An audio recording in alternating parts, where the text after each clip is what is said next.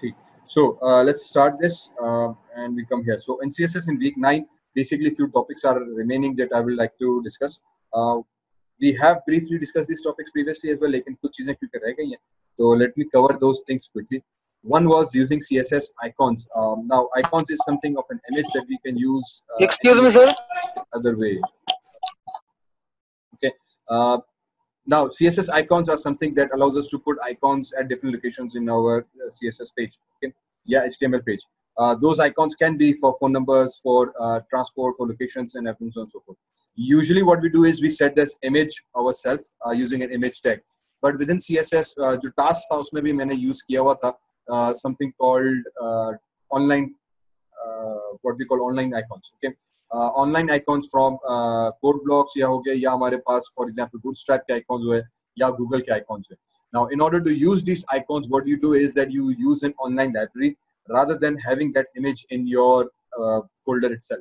So for example, to use fonts, awesome font icons from awesome fontawesome.com. Okay. Now this is a website that already has an icon, and what you need to do is you don't need to download the fonts और icons, आप सिर्फ उसका link हम provide कर देंगे हमारे HTML के अंदर, तो उसके फॉन्ट्स को हम यूज आइकॉन्स को हम यूज कर सकते हैं. ठीक है.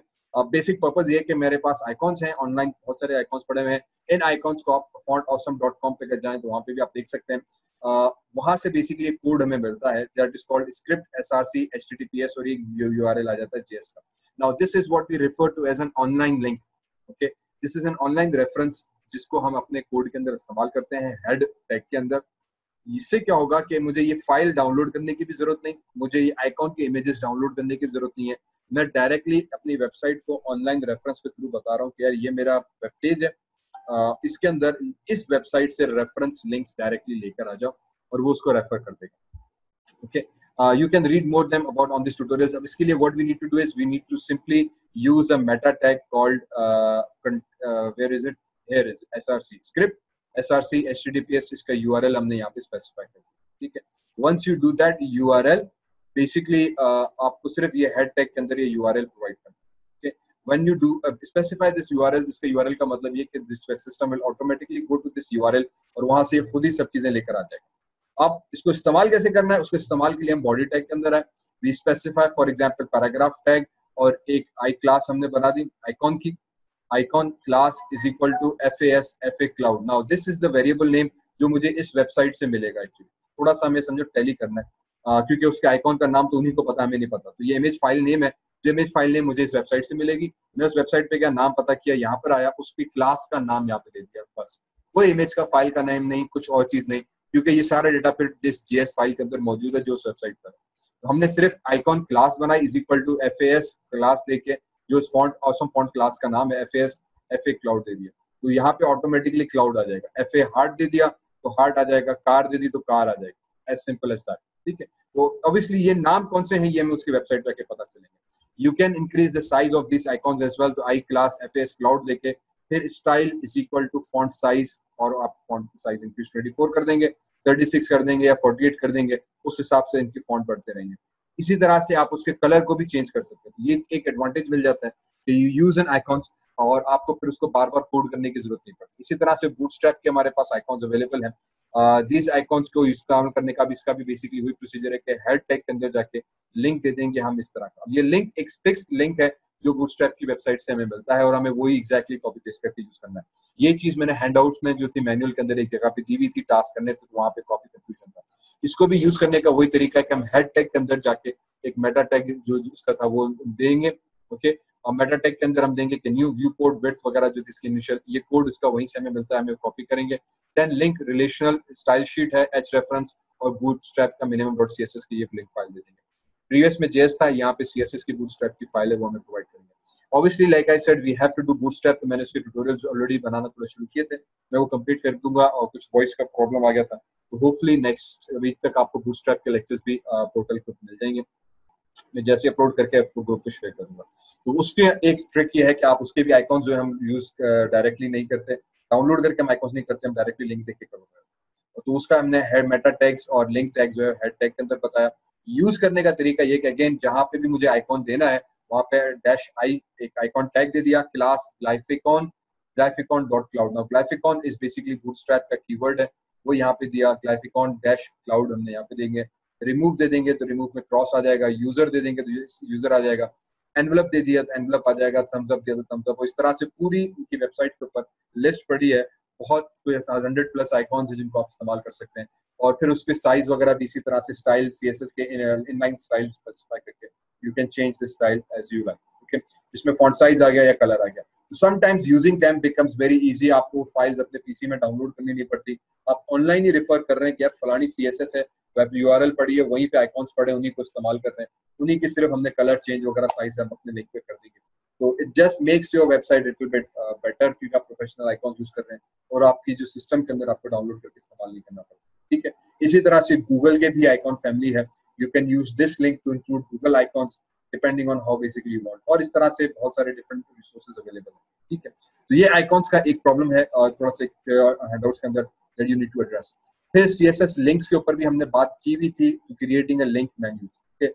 Typically when we create a link we have a simple standard link like this, but using the CSS we can change our simple link into a button, जो कि mostly websites के अंदर हमें नजर आ रहा होता है।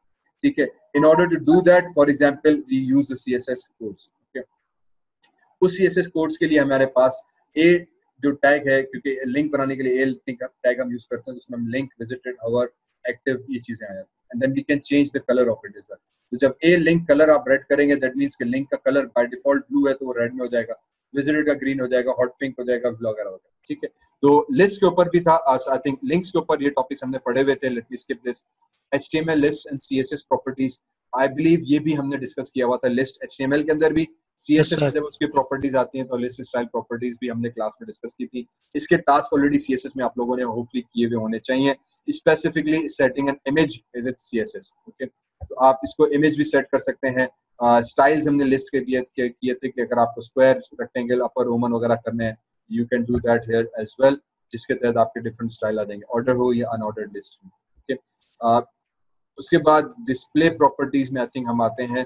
Display properties basically one of the most essential thing that control कि आपके लेआउट ऑफ योर कंटेंट जो है, डिव टैग्स में उनको किस तरह से हम ऑर्गेनाइज करें। ठीक है, each element का display है, every HTML element has a default display value depending on the type of element it is. The default display value for most elements is basically a block or inline. So what is a block level? A block level element always starts on the new line and takes up a full length of available. Okay? Block basically means कि जब भी आप div बनाते हैं, by default almost all of these have a block level of display. Meaning कि जब आप div दे रहे हैं या h1 दे रहे हैं या पैराग्राफ दे रहे हैं तो वो बाय डिफॉल्ट एक न्यू लाइन से स्टार्ट होगा, वो पेज के शुरू से पेज के एंड तक जाएगा। This is what a block default basically means. Okay, कि जब भी आप चाहे फॉर्म बना रहे हैं, header, footer, section, div, h1, hp वगैरह वगैरह, ये सारे वो टैग्स हैं जिनकी बाय डिफॉल्ट ब्लॉक में आती है। उसके बाद इनलाइन एलिमेंट्स थे, स्पैन हो गया, इमेज हो गया। दिस इनलाइन मींस कि जो टेक्स्ट के बीच में हमारे पास आ रहे होते हैं, तो ए एंकर टैग हो गया। एंकर टैग मींस जो एक लफ्ज लिखा, फिर एंकर टैग आया, फिर दूसरा लफ्ज आया, तो दो लफ्जों के दरमियान में टैग आ गया, इसको हम इनलाइन टैग्स कह रहे होते हैं। इमेज हो गई, वो भी इनलाइन हमारे पास आ जाती है। जब आप ब्लॉक यूज करते हो तो वो ऑटोमेटिकली न्यू लाइन पे और फुल पेज के हिसाब से बात कर रहे होते हैं। सीएसएस के असाइनमेंट के ऊपर मैं बेटा बात करता हूँ। Let me just complete this. ये 2-3 स्लाइड हैं, ज्यादा मैंने नहीं बनाई थी। लेआउट के हवाले से भी हमने बात की थी कि as mention in the previous chapter, block level element always takes up a full page. Width एक हमारे पास टैग है जिसके तहत हम उसके टैग्स को कंट्रोल कर रहे होते हैं। ठीक है, for example div element has a width of 500 pixels set to margin auto। इसका मतलब ये कि वो ऑटोमेटिकली आपकी पेज के हिसाब से एडजस्ट होता रहेगा, ऑटो साइड होता रहेगा। You can specify a maximum width of A div tag, जिससे आपका वो होगा कि रिसाइज, जब ब्राउजर रिसाइज होगा उस हिसाब से विड्थ आपकी ऑटोमेटिकली एडजस्ट हो जाएगी। अगर आपने उसको डिफॉल्ट सेट किया हुआ है तो पूरे ब्राउजर का स्पेस ले रहा होगा। As soon as you resize a browser, basically it reduces. I think I have an example here. So if you set your pixel width, for example 500 pixel and margin to auto, what this basically means कि आपके browser की जो width है वो उस हिसाब से adjust हो रही होगी। यहाँ पे width हमारे पास 500 है, वो पूरे ब्राउजर के साथ कवर की जा रही है, लेकिन जब width मैक्सिमम width 500 कर दी वो वहाँ पे क्लोज हो जाएगा। थोड़ी सी इनके साथ विथ मार्जिन के साथ हम प्ले अराउंड करते हैं to understand how basically it works. In order to understand this more better, अगर आप इसको यूज करके ब्राउजर की साइज को रिड्यूस एंड ड्रैग करोगे, यू वुड फाइंड कि दिस द फर्स्ट वन जो होगा, जो डिफॉल्ट विड्थ है, it would cover the entire screen. And this one is maximum width, that means कि वो मैक्सिमम उतना ही रखेगा और ब्राउजर की विड्थ को ऑटोमेटिकली एडजस्ट करता रहेगा, ठीक है।